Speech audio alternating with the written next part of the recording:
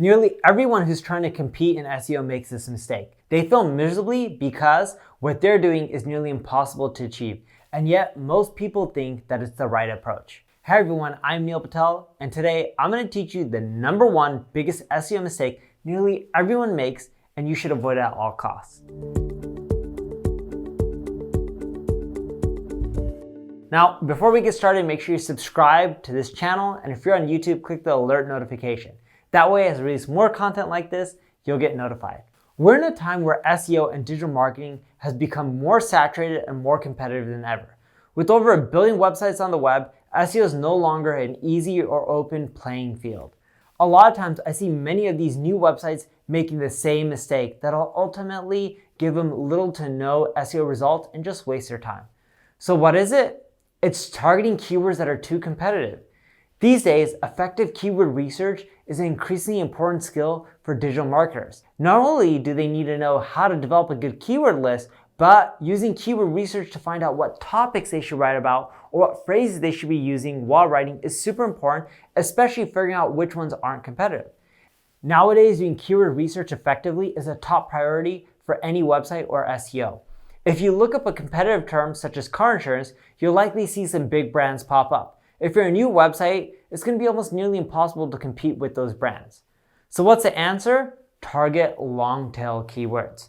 Some marketers keep aiming for highly competitive head terms, and they're wondering, hey, why isn't their search traffic not growing?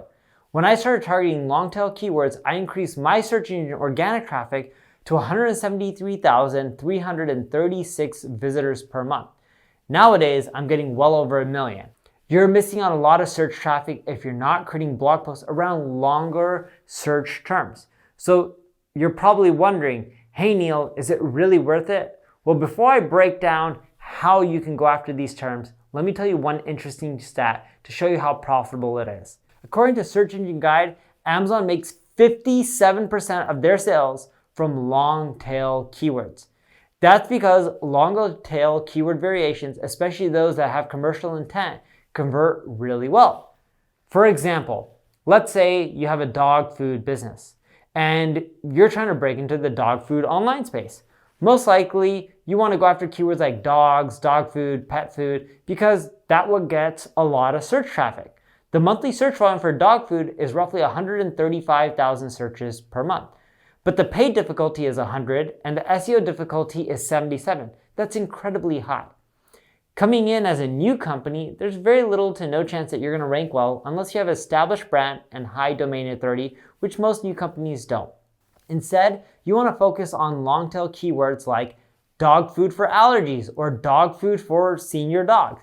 These keywords have a lower monthly search volume, but higher quality search traffic because they're more specific, and they're going to convert because they're more specific.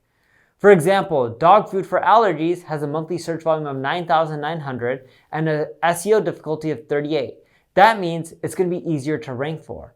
So if you're trying to figure out how you can rank for these terms or where to find them, check out Ubersuggest. Type in any head term that you're thinking about going after. You don't need to know the long tail variations. Just look at the head terms, type them in, and then go to the Keyword Ideas report.